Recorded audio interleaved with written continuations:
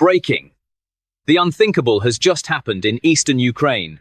In a stunning overnight operation, Ukrainian forces have liberated the Torske region, a critical junction that Russia once called untouchable.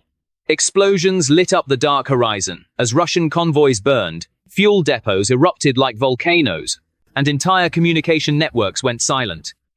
Satellite images released this morning show nothing but smoke, craters, and chaos, the kind of destruction Moscow swore would never reach this far. But it did, and it hit like a thunderclap. The liberation of Torske didn't just shatter a defensive line, it broke a myth. For nearly 2 years, Russian propaganda claimed this small region was the backbone of their eastern corridor, the link connecting supply routes between Lyman and Kremlin, feeding the troops that were supposed to hold the Donbass forever. That chain is now broken. What once looked like a wall of steel has turned into ash and twisted metal. Witnesses describe columns of Russian vehicles desperately trying to flee under relentless artillery fire, leaving behind ammunition, fuel trucks, and even personal belongings. One soldier's diary found in the wreckage reportedly reads, "We were told Torske was safe. We were told reinforcements were coming. Nobody came." Just-in panic is spreading fast inside Russia's command circles. Military bloggers who once boasted about stability are now blaming each other for the collapse. Kremlin-linked analysts are silent, and on the ground, it's far worse. Entire Russian battalions have gone missing. Ukrainian troops, advancing from the forests and ridges, swept through the area with precision drone strikes and combined arms tactics unseen since the Kharkiv offensive. The Russian defense lines crumbled in hours, not days. Soldiers abandoned trenches, leaving their weapons in the mud. Ukrainian flags now fly over ruins where the Russian tricolor once stood, a scene that Moscow's state TV is desperately trying to ignore. This is not just a victory on the battlefield, it's an earthquake, shaking the very foundation of Russia's military logistics. Torske sits on a vital transport artery, the road and rail network, that feeds not only the Donbass front, but the entire chain of resupply toward the southern corridor. Now, that artery is bleeding out. Fuel shortages are being reported as far away as Luhansk. Convoys rerouted through secondary roads are being picked off one by one. What was once a smooth flow of ammunition and rations has turned into a nightmare of delays, confusion, and exposure. Ukraine has done what NATO analysts predicted for months, hit the weak spot in Russia's logistical heart. You can almost feel the shockwaves reaching Moscow. Economic observers there are already warning of ripple effects, rising fuel prices, transport bottlenecks, and the cost of rerouting hundreds of supply convoys through unsafe terrain. Every kilometer lost in Torske means millions lost in rubles. The Russian Ministry of Defense, struggling to downplay the disaster, released a vague statement calling it a tactical withdrawal. But no one's buying it. The footage speaks for itself. Burning trucks, destroyed warehouses, and intercepted communications of commanders screaming for backup that never arrived. It's a scene of disarray that's turning into political embarrassment for the Kremlin. And yet, there's something deeper happening here, something Moscow cannot easily explain. The liberation of Torske wasn't supposed to be possible under current conditions. Russia had reinforced it with newly mobilized units, anti-drone systems, and fortified positions. They built trenches stretching for kilometers, planted thousands of mines, and installed electronic jammers. But Ukraine adapted.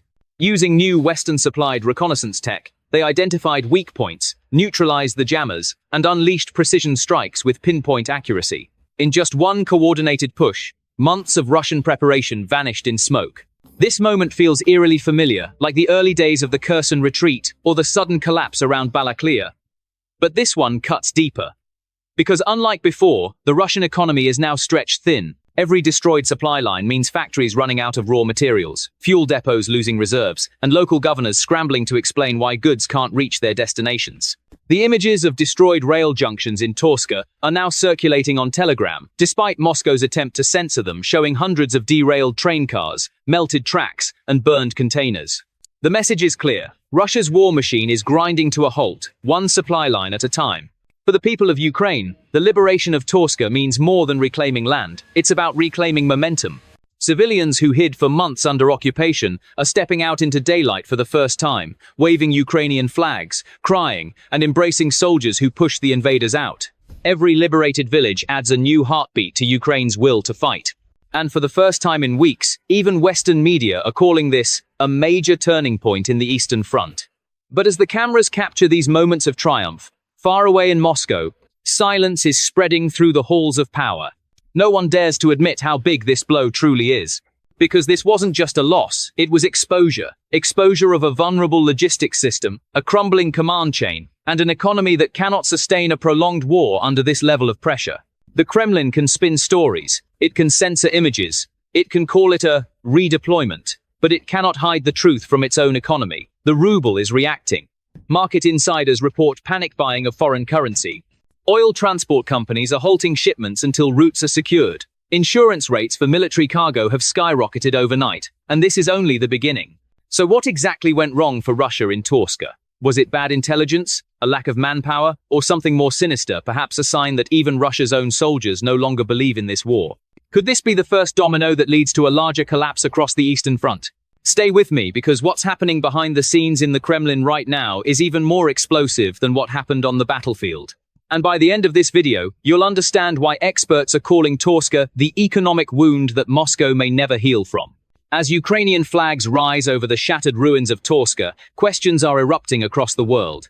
How did Russia lose such a crucial region so fast? How did a so-called fortified corridor crumble in hours? The answer lies not in the battlefield alone, but in the months of silent preparation, deception and precision that Ukraine mastered while Russia slept under the illusion of control.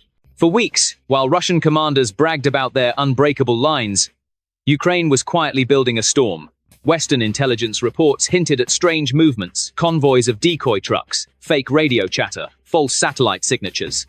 Kiev's strategy was simple but ruthless. Make Russia believe the next strike would hit in the south, near Tokmak or Mariupol, while the real target sat quietly to the north Torske. When the operation began, it wasn't chaos by accident. It was choreography. According to insiders close to Ukraine's general staff, the plan was named Operation Silent Bridge.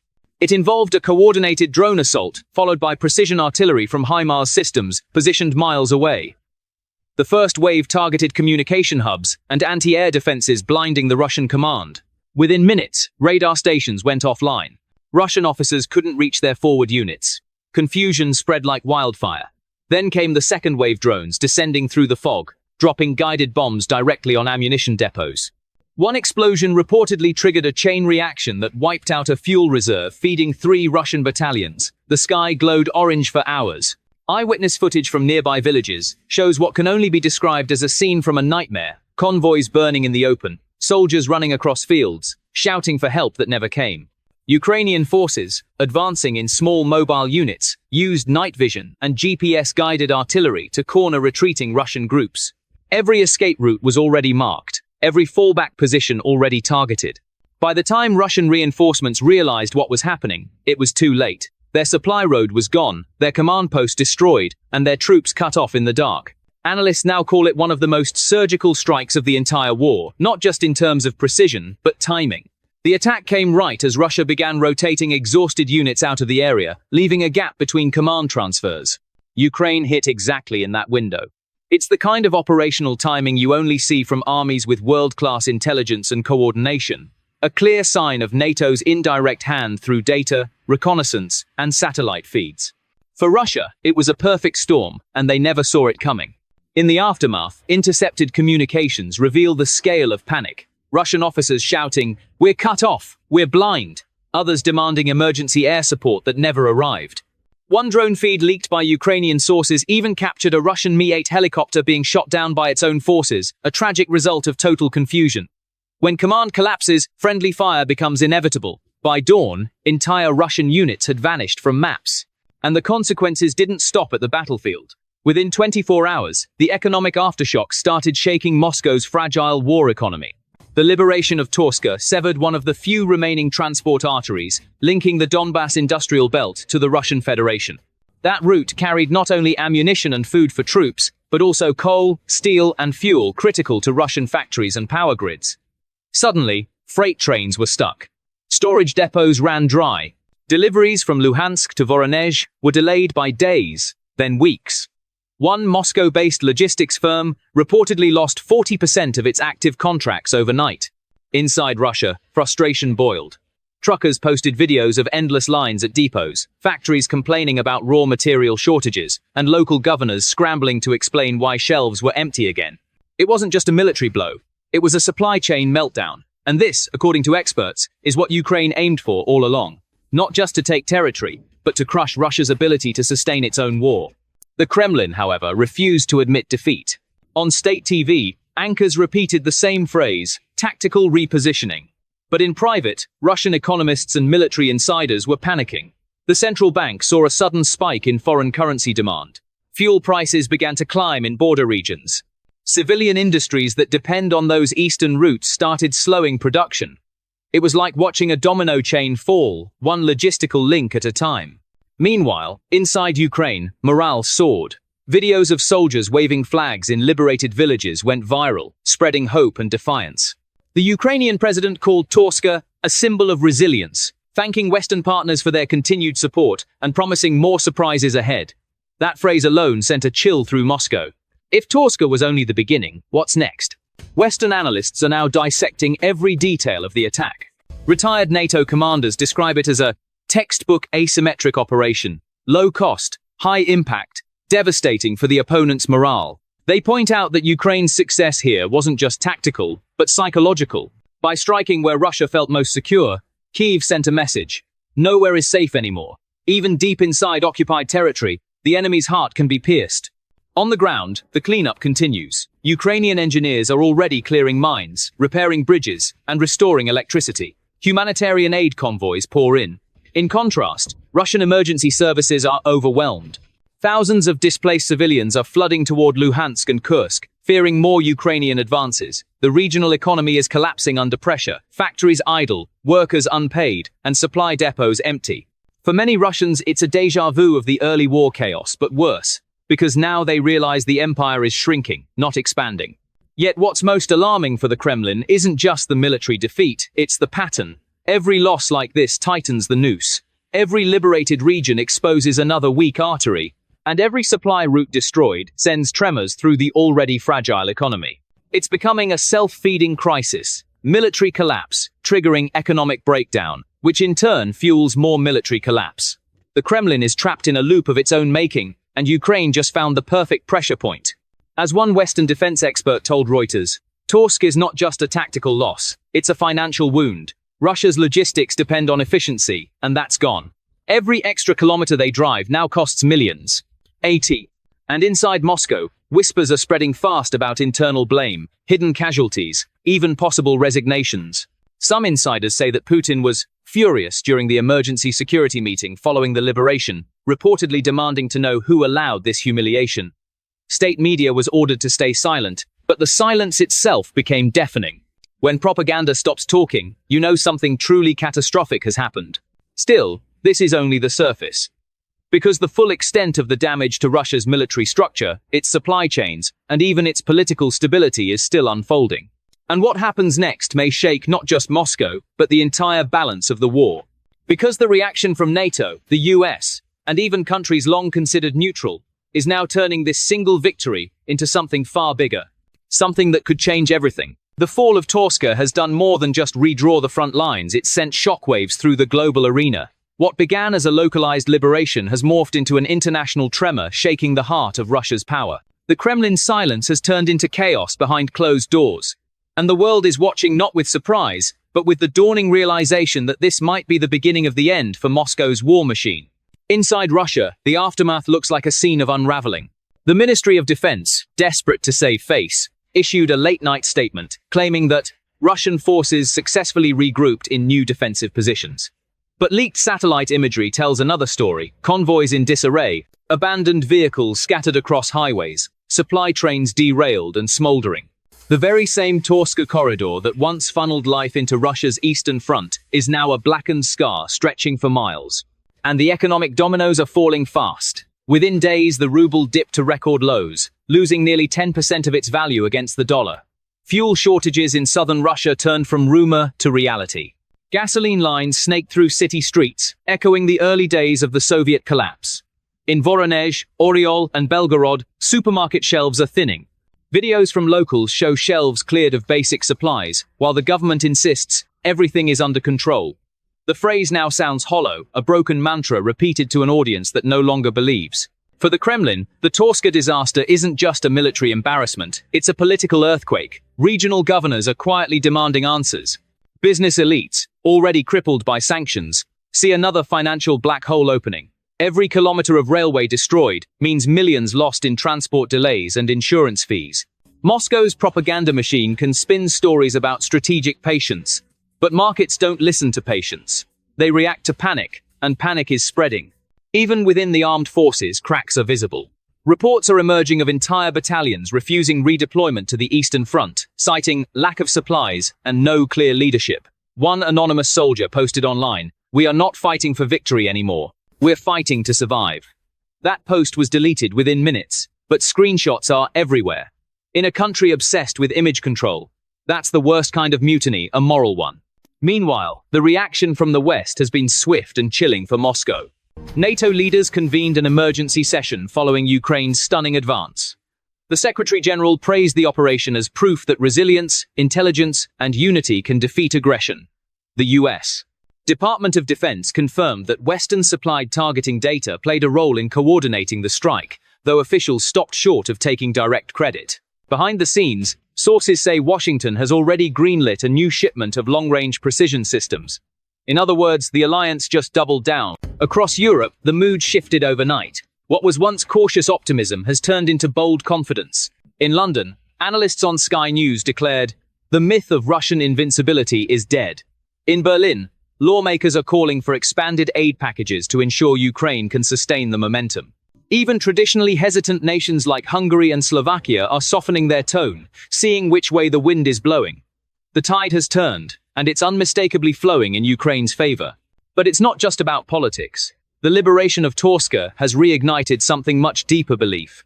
Belief among Ukrainians that total victory is not a dream, but a destination within reach.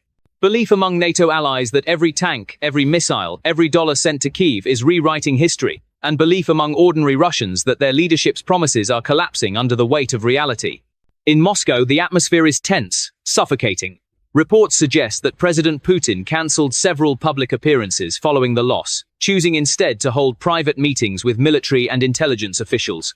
Rumors swirl of shouting matches behind closed doors, of generals being dismissed or even arrested. Kremlin insiders whisper that this defeat struck a personal nerve. Torske was supposed to be a symbol of control, a buffer protecting the fragile logistics of the Donbass. Losing it wasn't just a tactical blow, it was humiliation. And humiliation breeds instability. Already, anti-war sentiment is rising again in Russia's major cities. Small protests quickly dispersed have been reported in Moscow and St. Petersburg. Mothers of soldiers missing in action are demanding answers. Telegram channels once loyal to the state are questioning how long this madness can continue. For a regime that thrives on the illusion of order, even a whisper of dissent can feel like thunder. Economically, the consequences are stacking up. Russia's energy exports, already constrained by sanctions, now face logistical paralysis. Pipelines running through the Donbass are under renewed threat. Trains rerouted around destroyed corridors take days longer and burn far more fuel. Companies that once served the war effort are laying off workers. The parallel economy, built to sustain war production, is buckling under its own inefficiency. Economists are calling it the Torske effect, the moment when a single battlefield loss began unraveling an entire economic structure. And yet, amid the chaos, Ukraine's message is crystal clear: this is only the beginning. In his nightly address, President Zelensky's voice carried the conviction of a leader who knows momentum has shifted. "Every liberated region brings us closer to peace," he said. "But peace comes only when the invader leaves every corner of our land." The crowd erupted. Around the world, people watched that clip, realizing something profound: this war is no longer about survival for Ukraine, it's about transformation. In Washington, senators are already drafting proposals for a new reconstruction package to rebuild liberated areas. In Brussels, EU leaders are discussing the long-term framework for Ukraine's integration into the European Economic Zone. The symbolism is impossible to miss. Torske, a small town once forgotten on the map, has become the flashpoint that could reshape Europe's balance of power. But for Russia, it's the opposite, a mirror showing everything they've tried to hide. An exhausted army, a broken economy, a shrinking circle of allies, and now, a people slowly waking up to the truth. So, where does this go next? If Ukraine continues pushing east, cutting deeper into occupied territory, the Kremlin faces impossible choices: retreat and admit defeat, or escalate and risk total collapse. Either path leads to the same destination: loss. This is why analysts now call the liberation of Torske the invisible strike. Not because the explosions weren't seen, but because their true impact lies beneath in the collapsing confidence, in the empty fuel tanks, in the markets trembling under invisible pressure. The physical battle is over, but the psychological war is just beginning. And that's what terrifies Moscow most.